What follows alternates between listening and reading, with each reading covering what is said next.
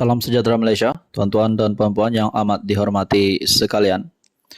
AGC bertahan keputusan DNAA Zahid Hamidi. Artikel dari harapandaily.com.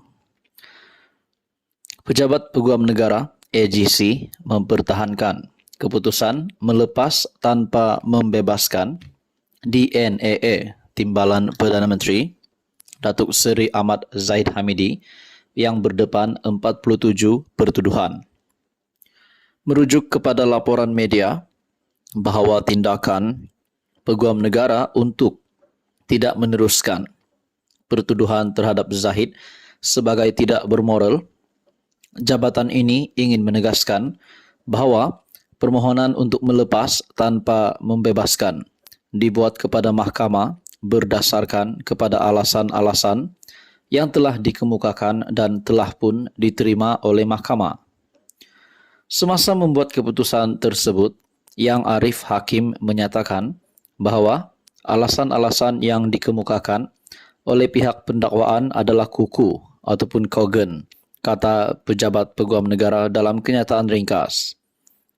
Banyak pihak yang mendesak Peguam Negara atau pejabat peguam menjelaskan perkara ini memandangkan defendant berada di peringkat pembelaan setelah kes prima facie dibuktikan. Komponen PH, DAP dan Amanah menggesa Peguam Negara Tan Sri Idrus Harun memberi penjelasan. Presiden Muda Syed Saddiq Syed Abdul Rahman pula menggertak untuk menafikan majoriti 2/3 di Dewan sekiranya tiada penjelasan sewajarnya.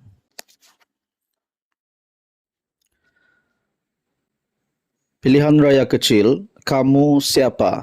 Mesti hentikan perkara karut ini, kata Perdana Menteri Datuk Seri Anwar Ibrahim melalui sebuah artikel dari biharian.com. Johor Bahru, Datuk Seri Anwar Ibrahim menegaskan tindakan pembangkang berkempen sehingga mengeluarkan fatwa bahawa haram mengundi calon Pakatan Harapan pada pilihan raya kecil PRK Parlimen Pulai Sabtu ini adalah keterlaluan dan perlu dihentikan. Saya nak tanya, yang sibuk nak halang kita, PH nak halang Suhaizan, calon PH bagi pilihan raya kecil Parlimen Pulai, Suhaizan Kayat menang, nak halang majoriti 2/3 kerajaan buat apa? Ini jadi masalah. Macam disebut tadi, undi orang ini haram. Ini apa? Kamu siapa? Ini saudara kita, must put a stop to this nonsense. Mesti hentikan perkara karut ini. Tak boleh lagi ada begini, katanya.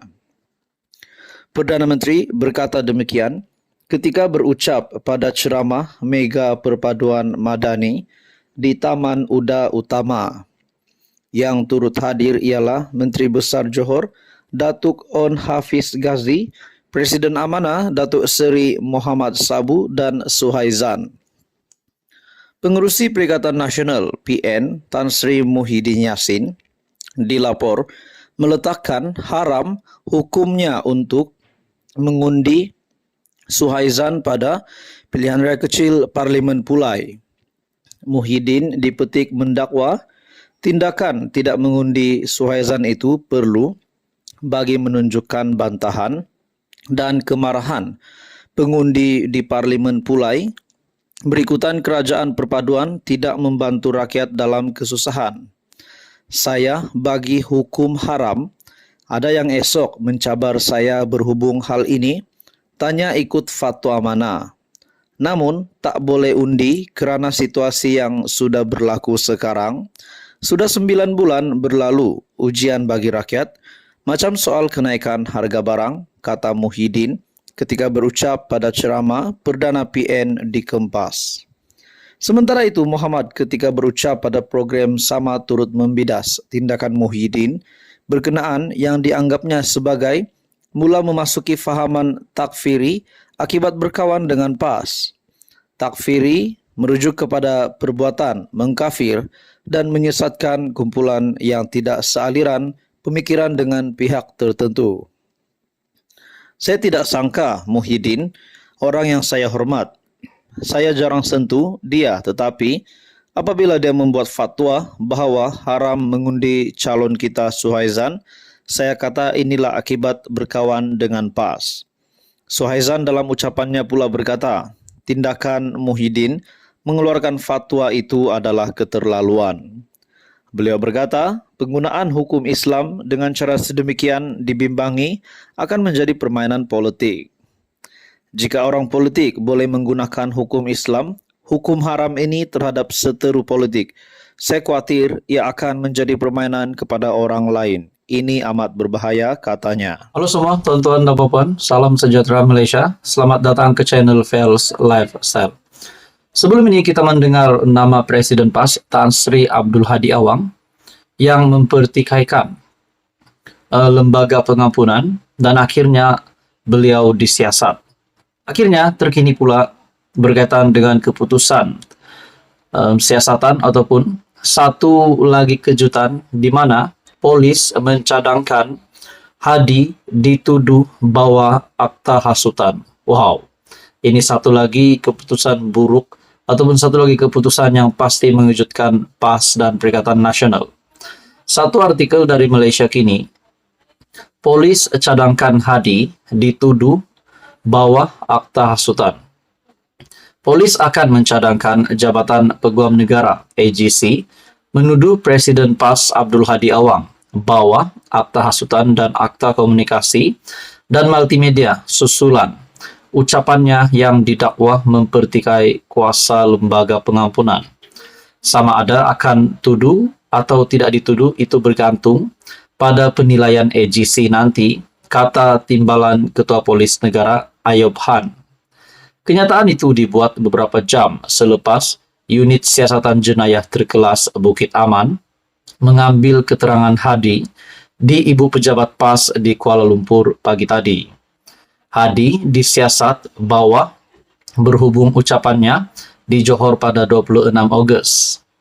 Dia berkata, pengampunan kepada pesalah yang diamalkan di negara ini tidak sesuai dengan ajaran Islam. Katanya, anggota keluarga mangsa jenayah yang berhak memberikan pengampunan bukan lembaga pengampunan. Kes itu sebahagian daripada kes agama, raja dan kaum ataupun 3R. Dalam sidang media, Ayub berkata, mencadangkan pertuduhan dibuat di bawah Seksyen 4 Akta Hasutan dan Seksyen 233 Akta Komunikasi dan Multimedia. Katanya, kertas siasatan dijangka dimajukan dalam minggu ini. Jadi keputusan terkini dari Timbalan Ketua Polis Negara Ayub Han sudah pasti mengejutkan Presiden PAS, mengejutkan seluruh Perikatan Nasional dan terutamanya Hadi Awang.